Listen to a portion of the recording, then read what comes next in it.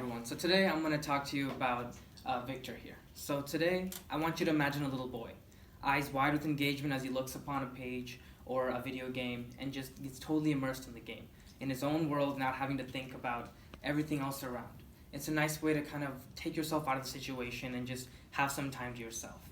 I feel like a lot of times when we're growing up, it's so easy to get stressed out, get caught up in everything else. And for everyone, they need a point where they can kind of just de-stress, have their own moment. And for Victor, that was video games and things like books. So for him, that was a nice way for him to really kind of not have to worry about the rest of the world. And it allowed him to cope and get on by and thrive in his situation. And he has an older sister as well as a younger brother. So as you can imagine, those can get annoying. So it was a nice way for him to not think about that. Not only that, but don't get me wrong, he loves his family. Family is something that's very close to him, and he loves getting to know them, talking to them. It's a nice way for him to come back to. Whenever he has something stressful going on and needs something to ground himself and center himself, his family's there for him. Next, I want to talk about myself. So a few of my own interests, a few of the things that is not only important to me, but core to my belief.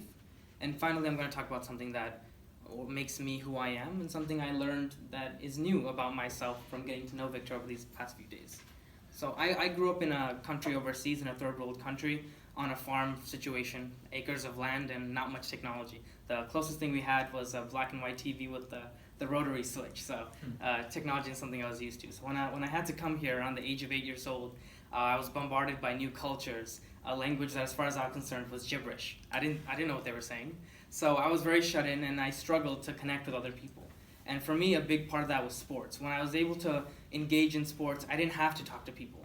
It was a nonverbal way to not only talk to everyone else through language and body movements, but it was a way for me to really connect and get to know others around me. So that was huge for me to not only open up and just find a place where I felt safe and where I could open myself and be me. So for me, being able to not only have those friends, it became a safe haven. I loved going to school. I couldn't wait because I could see all my friends there. I could really just be my best self. And finally, I want to talk about something I learned talking to him. I understood that school became a safe haven, but I was taking away from my parents. I wasn't opening up to them as much because at the end of the day, they came here to give me my best life, and they wanted to know what was going on in my life, my day-to-day things, what was stressing me out, and right back to them. They're people too. They have stresses, they have worries, and for me to kind of see into their world, take a glimpse, and understand what they were going through was huge. And that helped me really just kind of better my mentality and have a better home life because I could see and they could understand what I was going through as well, and it was a mutual understanding both ways. So today I talked to you about Victor, a few of the things he went through and helped cope with as a child, as well as a few things that I went through and a few of my core beliefs. And finally, I talked to you about something I learned from meeting someone new in a new classroom, and I'm hoping to get to know all of you as well.